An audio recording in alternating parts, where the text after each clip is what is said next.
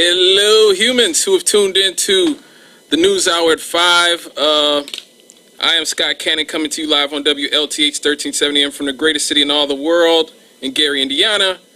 I'm currently, Rolanda Crawford, I guess, isn't in here today, but luckily for you guys still get a Counterpoint segment. So how about it now?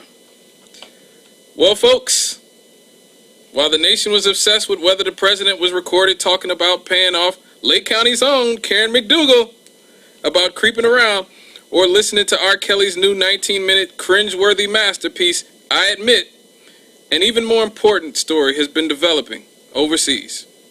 Julian Assange, the mastermind behind the online publisher WikiLeaks, who's been trapped in the Ecuadorian embassy for years now, has had his asylum status withdrawn by the South American nation.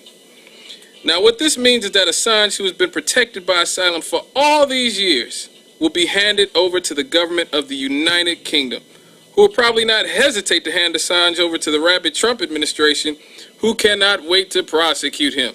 Even though, according to many, Assange publishing emails revealed corruption within the Democratic National Committee, it's what helped Trump win in the first place.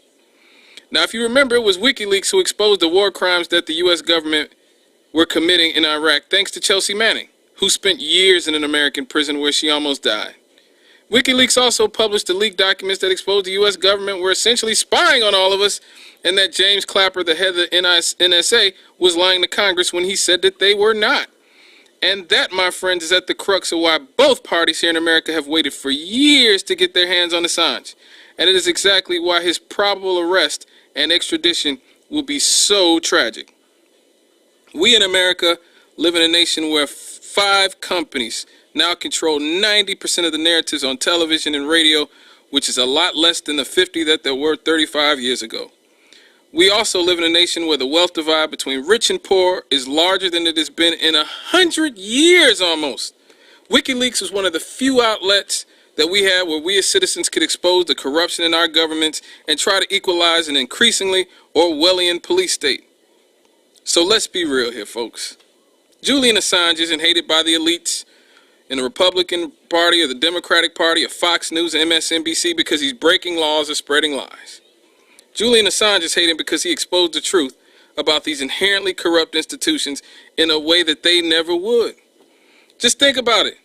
If in Watergate, Woodward and Bernstein were portrayed as villains because they exposed the criminality of the Nixon administration, or if Daniel Ellsberg was portrayed as the bad guy because he leaked the truth about the Vietnam War, well, that's what we have here.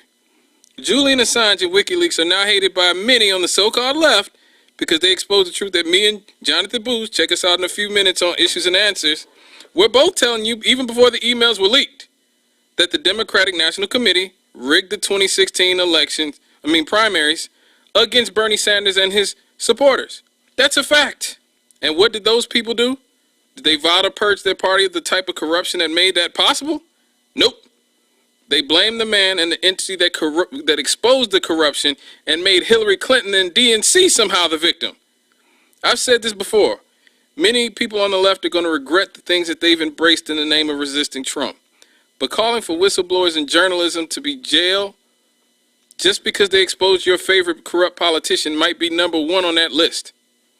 And if we allow ourselves to embrace the type of Orwellian police state that quashes any resistance to corporate power and governmental power, then what is it that we're exactly resisting in Trump?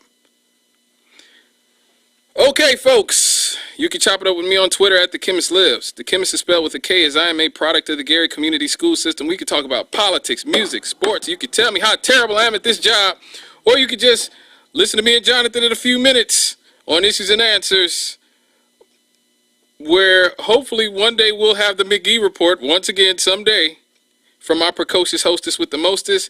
I am Scott Cannon, and this was the Counterpoint on WLTH 1370 AM. God bless the working class, and God bless labor. I am out, humans.